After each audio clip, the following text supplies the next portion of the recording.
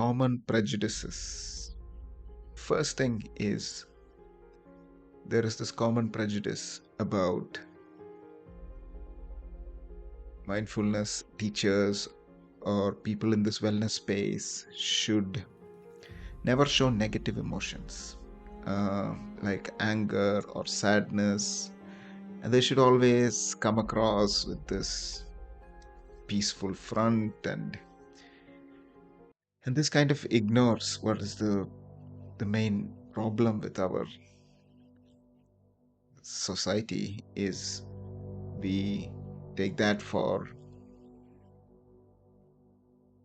something else. So always serene and calm means that you might be really good or in the eyes of the people who are watching. So it is very important to show that as practitioners and as teachers, it is not about just showing the positive sides of things in life, but it is also to reflect that we are all human, we have the same emotions as anyone else. So understanding that can give us a sense of, okay, this person who I might be talking about or meeting, who's showing very calm demeanor, doesn't mean that he or she or they are really amazing people. It's just that they're all human. So the first prejudice with mindfulness and meditation is meditation practitioners are always serene and calm. And I think that is something which we are starting to change and understand that there are many ways to meditate and practice. So in our daily practice sessions, we cultivate whatever is here, and we work from that. The second prejudice which I want to talk about is very important, especially if you are in movement therapy, is the wrongful notion of physical fitness equals fitness. The notion that all teachers or all practitioners should be in peak physical condition, and whatever that condition means. And this actually excludes a lot of individuals with different abilities and illnesses which they have no control over. So it is important to understand that as practitioners and as teachers and as custodians of this wonderful practice, we are open in understanding that there are different ways in which we can learn, teach, and transfer these skills to everyone around us. The other belief which often gets confounded with mindfulness and the practices we talk about is spiritually enlightened. The belief that teachers should be at a higher level of spiritual awakening. This can create sense of unattainability for aspiring teachers and discourage those who are in the self-discovery journey. So it is very important to be authentic to who you are. You should believe in what you believe in. You should be proud of your life and achievement, but it shouldn't come at the cost of someone else's belief being threatened. So this is often the case, like this is the only way to do things. And in our daily practice sessions, we often come across deploy the idea that there's no right way, there's no wrong way, there's just your way. And the other prejudice or the orientation towards meditation teachers or mindfulness practice in general is that it should be free from personal struggles. So the expectation that the teachers or practitioners should have overcome all personal challenges and traumas actually dismisses the ongoing nature of personal growth, and it is to manage that is what is key when we teach this, when we talk about this. So that is something which I am always on guard, is Yes, I can use what I've gone through in the past as teaching points, but that doesn't mean I have arrived anywhere, or there is no such thing as this is the this is the end of it. And now that we have practiced several times, that everything is normal. So it is always ongoing. The other challenge I often face or I want to address is there is this conformity to traditional practices. There's insistence that mindfulness teachers should strictly adhere to traditional practices, although it is very important to acknowledge where these practices come from. Eastern traditions, a lot of religions, a lot of secular practices, a lot of science based tools, a lot of evidence based therapies, a lot of cognitive and psychological interventions have defined who we are. So, conformity to traditional practices can be stifling creativity or understanding that there are different ways to approach certain problems, or it might work for someone. That doesn't mean that same thing has to work for you. And conformity in that sense is very important to understand. The other most important prejudice is around financial success. So the assumption that mindfulness teachers should financially be successful and have a thriving business before being able to help can be a notion that is very difficult to understand. And also, when it is monetized, what happens is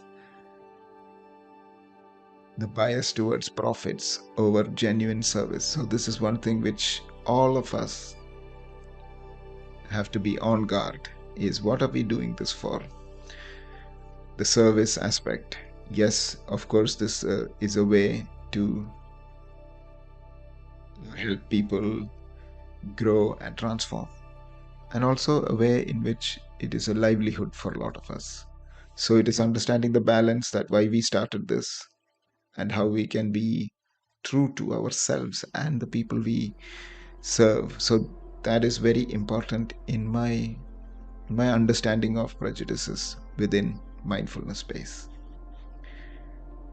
The other aspect is around credentials or certifications, which often comes up, especially the belief that mindfulness teachers should have specific educational credentials or certification. Although learning set of tools and skills is helpful, but that doesn't mean that value of your lived experiences are not equally important. So learning to find the balance for you between knowledge from books and resources and certificates versus using the valid value you provide for everyone through lived experiences, through your own understanding. And there is no need to be able to have a certificate to tell your story, which can help someone. So, understanding that. And often the next stage is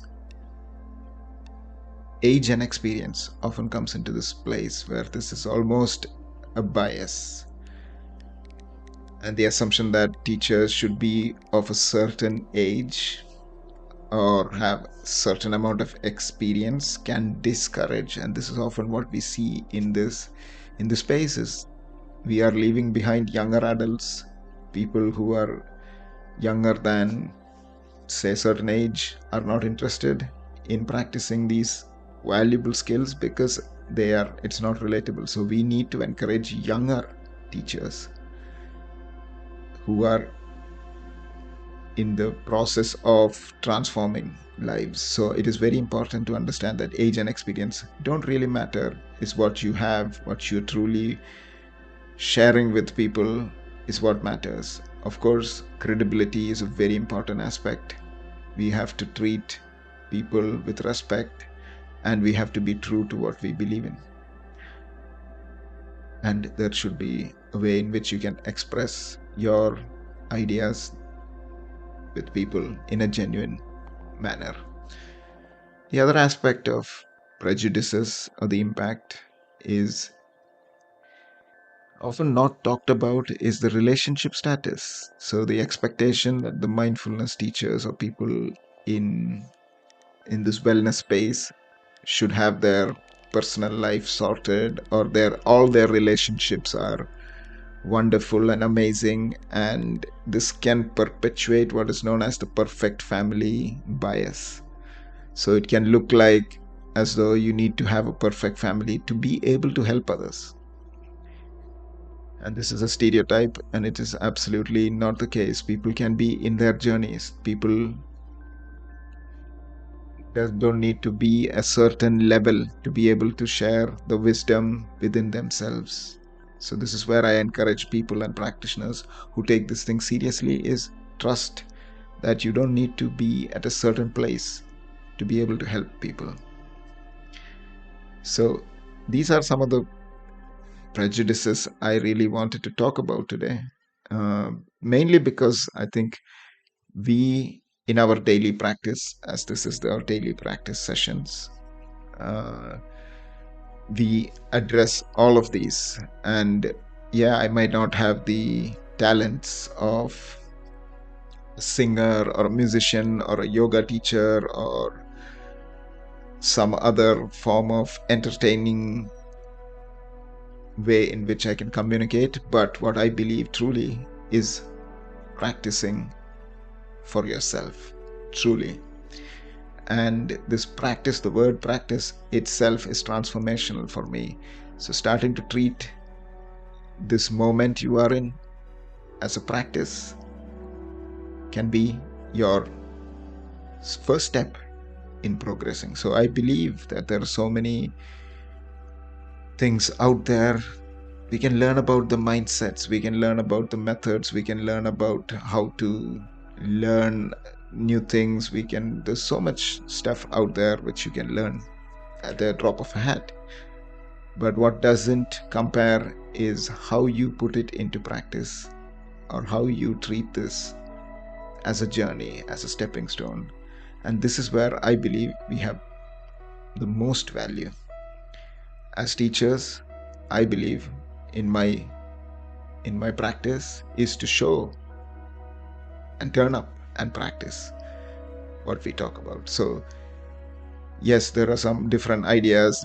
We can talk about different kinds of ways in which we practice, etc. But it is about turning up, showing up for yourself, day in, day out, week in, week out, month in, month out, which is the main reason why we should challenge the prejudices we talked about, and we create a more inclusive and accessible mindfulness and growth and transformation community where individuals from all walks of life feel empowered to share their wisdom and guide others. And this is what we want to create. And this is why I'm here in our daily practice sessions. So thank you for being here today. And in today's session, we will be going through a little bit of a reflection. So let us begin our reflection.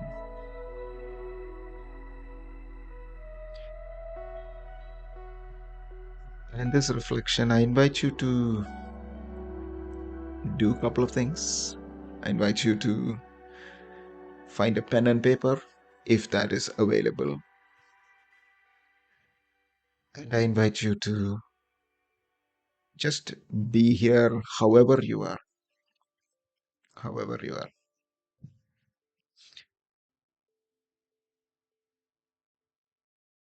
So in this practice, we'll be asking a few questions of ourselves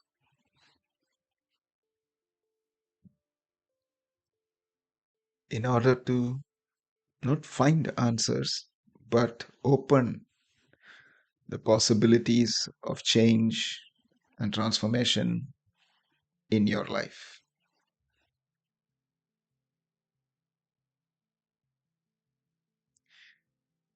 So I invite you to close your eyes if that is okay for you. If not, leaving it open. If you are not able to find a place to sit, maybe standing, walking around. But if you are able to note some of these things in your mind or in a place, that'll be helpful for the future. So imagine, let's just imagine you are sitting in a peaceful place. Imagined place or some place you have fond memories of. A lot of people call this their happy place. I just call it the place. It is a place where you are tranquil, serene, and are comfortable.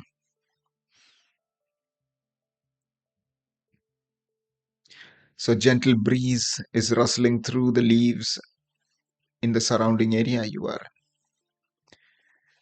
And then this breeze comes straight into your face and it suddenly takes you inward. So you suddenly notice that you are, in a way, inside of you from a mental point of view. And you start by asking first, what story am I telling myself about my life?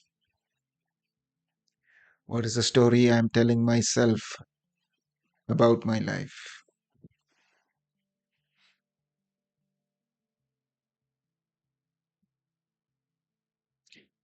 And again, invite you to just observe the stories that come up.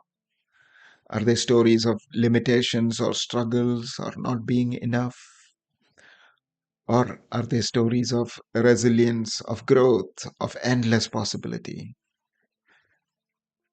What are the recurring themes in your story? What comes up? Are you the hero? Are you the victim? Or are you the supporting character? And how does this narrative shape your choices and actions?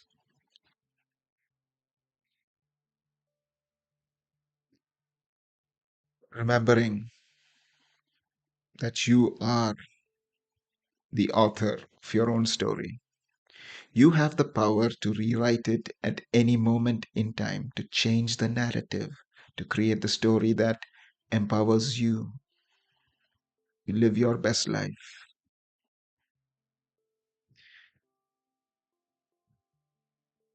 So you can ask this question, write it down in front of you. What story am I telling myself about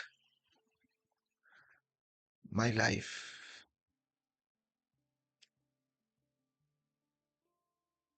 And then, next question, staying in this moment. This is a practice of mindfulness as well. You notice your mind wandering, you simply come back to this question. What truly brings me joy? What truly brings you joy? Think about the moments in your life where you felt truly alive, exuberant with colors and imaginations and the wild, singing and dancing, and the world seems to be at a standstill. What were you doing? Who were you with? What were you feeling? Just imagine what truly brings you joy.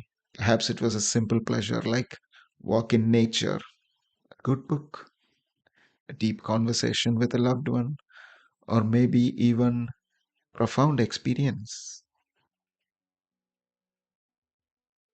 act of service, a moment of deep connection with another human being, whatever it is. Just hold on to that feeling. Let it guide you toward a life that is filled with joy, purpose, and meaning. So, the next question, before we go into the next question, just write this down. What truly brings you joy?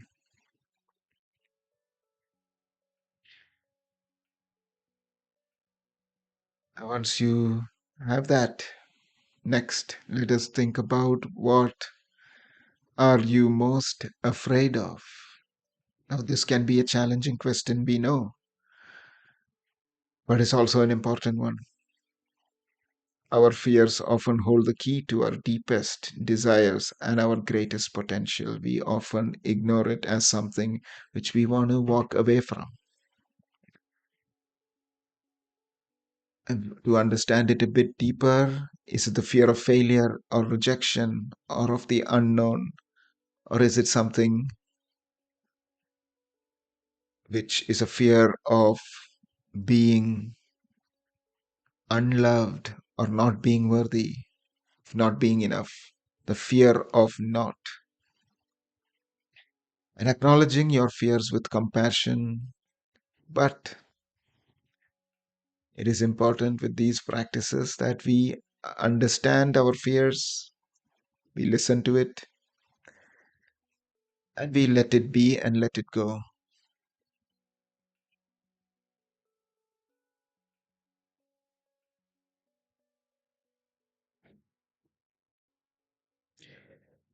And remembering courage is not the absence of fear, it is the resilience you show to do the thing you need to do, even with fear. So just asking yourself, what are your fears? What are you most afraid of? And next, bring in this aspect of if I could change one thing about myself today, right now, what would it be and why? And this question is a wonderful question, an opportunity to practice self compassion and identify areas where you're no longer being served by this process, this path. Maybe it's something addictive, maybe it's something holding you back, maybe it's a limiting belief, limiting thought, maybe it is a behavior you do you want to get rid of. Whatever it is, just bring it to surface, note it down, and ask this question following up by why do you want to change this? And how would it improve your life? What would it feel like to be free from this limitation? Remember, change is a process, not an event. Be patient with yourself, and even the tiniest step is a celebration. So, even identifying the thing you want to change about yourself is a profound step, it cannot be understated. So, in the next question, we ask ourselves this transformational question: what are you grateful for? Those who do gratitude practice often do this a lot, and I invite you to do this as well. And after asking, what are you grateful for? Asking another follow up question, which is, why am I grateful for this? So take a moment to appreciate all the good in your life. It could be something big like your health, your family, or your career. Or it could be something small like a sunny day, a good cup of coffee, kind word from a stranger. And cultivating gratitude can shift your perspective and open your heart to joy and abundance. It's a powerful antidote to negativity and a reminder of all the blessings in your life. So write down what are you grateful for and why are you grateful for what you are grateful for. And then the next question is often done as a practice. And instead of looking at it as strength and weaknesses, I invite you to honestly evaluate the areas of opportunities you have and the untapped potential you have. So, the untapped potential is your traditional strengths, and the opportunities are your traditional weaknesses. So, honoring this honest self assessment can be transformational. So, embracing both of this without judgment, use this knowledge to make choices and create the life that aligns with the opportunities and also the untapped potential. So, what are your opportunities and your untapped potentials? Next question we look at is, what legacy do you want to leave behind? And this is often a question we don't get to too many times, especially in practices such as this, because we are currently living in the moment, trying to overcome a stressor or anxiety or something which we need to change in this moment. But often, when we think from a broader perspective, we start to realize what impact we want to have. And this question will invite you to consider your impact in the world. What kind of mark do you want to make? What do you want to be remembered for? And therein lies what it is you might be truly passionate about. So, even during this difficult time you may be facing, you can still invite this question to give it perspective. So, the challenging thing right now may not be as a challenging thing in the grand scheme of your legacy. Perhaps it's your kindness, your creativity, your courage, your commitment to a cause. Or maybe it's simply the love and joy you bring to yourself and your relationships. And let this vision guide you and inspire you to live a life of purpose and meaning. So, what legacy do you want to leave behind? And the next question we want to look at is, what does my ideal life look like? Here comes the fun part, allowing yourself to dream big. We have got this wild imagination. Use it. Create your perfect day, perfect week, perfect year. Who cares? Enjoy the mind wandering. What are you doing? What are you living? What are your paths? Not as a way in which to trick your mind to get all of these things. It is to simply practice mind wandering. Often we are constraining our minds with external influences, internal chatter. Once in a while, we have to let the mind just roam free. And when it does, you'll be surprised. With practice, you can actually find real, valuable insights. And this can be helpful in your journey. And the next question is an interesting one. What are you avoiding right now? What is the thing you are avoiding? Sometimes the most important questions right now are the ones that you want least answered.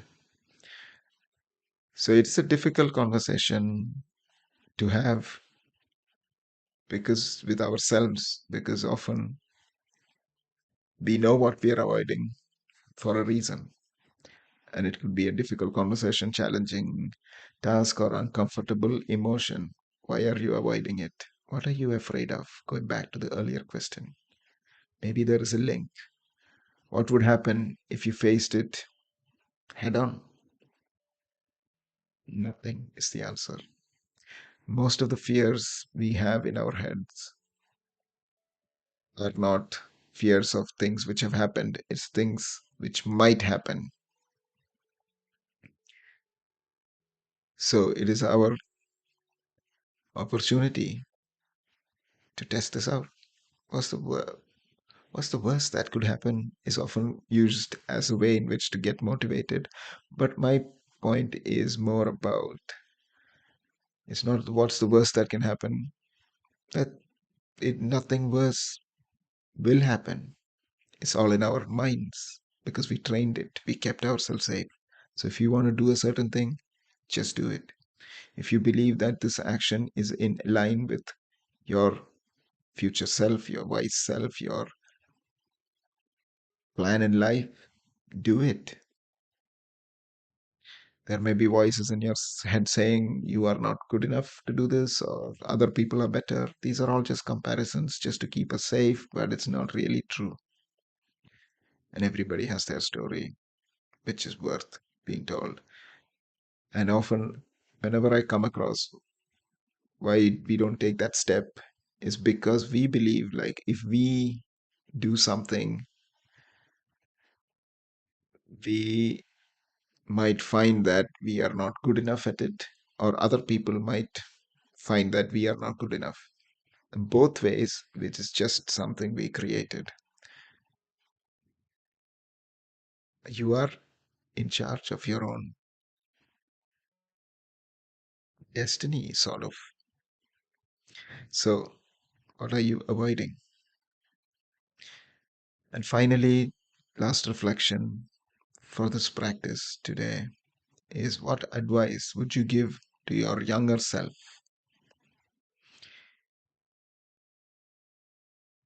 This is another powerful way to gain perspective, how far you've come, what wisdom you've gained, what life experiences, what lessons you've learned. What would you tell your younger self about love, kindness, compassion, gratitude, acceptance? Maybe it's perhaps you can be more kind to yourself. Maybe take more risks, to follow your dreams, to cherish every moment. Use the wisdom to give your present choices and create a future that is filled with joy, purpose, and fulfillment. And you can do that same thing to you right now. So, the same advice you would have given your younger self is the same advice you might need to hear right now. So, thank you for reflecting with me today. And as your mindful life coach, I hold the space for you to explore these kind of questions and many other things with curiosity, kindness, compassion.